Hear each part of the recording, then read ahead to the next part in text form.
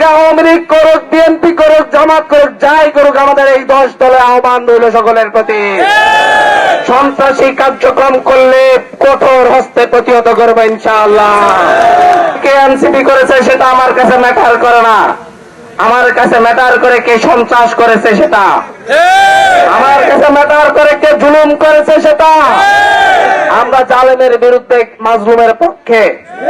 সুতরাং জালেম ছাড়া, যারা সাধারণ মানুষের উপর জুলুম করেছে তারা ছাড়া সকল সাধারণ মানুষ আগে আওয়ামী লীগ করুক, বিএনপি করুক, জামাত করুক, যাই করুক, আমাদের এই 10 দলে আহ্বান রইল সকলের প্রতি।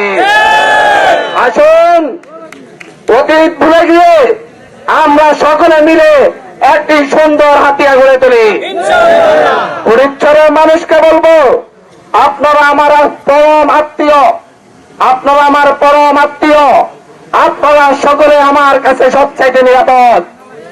আবারও বলছি, সন্ত্রাস ছাড়া, চাঁদাবাদ ছাড়া, যারা হুমকি ধমকি দেয় তারা ছাড়া সকল সাধারণ জনতা, সকল ভোটার, সকল নাগরিক আমাদের কাছে নিরাপদ।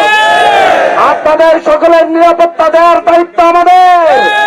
আমরা আপনাদের সকলের নিরাপত্তা নিশ্চিত করব, কিন্তু সন্ত্রাসী কার্যক্রম করলে কঠোর হস্তে প্রতিহত করবে ইনশাআল্লাহ। হুমকি ধামকি দিয়ে দাবিয়ে রাখতে পারবেন না, হুমকি ধামকি জনস্রোতে ভেসে চলে যাবে। আপনাদেরকে বলছি, যারা হুমকি ধামকি দিয়েছেন বা সামনে দিবেন আশা করছেন, সামনের দিনে প্রতিটা হুমকিকে রেকর্ড করা হবে এবং এটা প্রমাণ হিসাবে তুলে দেওয়া হবে, দেখা যাবে বাড়িতে থাকতে পারেন কিনা। আপনারা ভালো তো আমরাও ভালো, কারণ আমরা সাধারণ মানুষের সাথে রাজনীতি করি, ঠিক কিনা? ঠিক কিনা?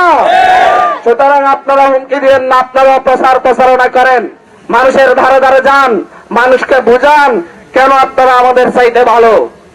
যদি মানুষ মনে করে আপনারা আমাদের চাইতে ভালো, অবশ্যই আপনাদের পিছনে মানুষ স্লোগান দিবে।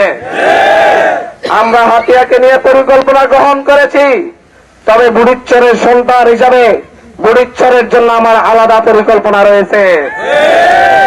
আমি মনে করি বুড়িচ্চরের 48,000 ভোটের মধ্যে বুড়িচ্চরবাসী ইনশাআল্লাহ শতভাগ ভোট আমাকে উপহার দিবে ইনশাআল্লাহ।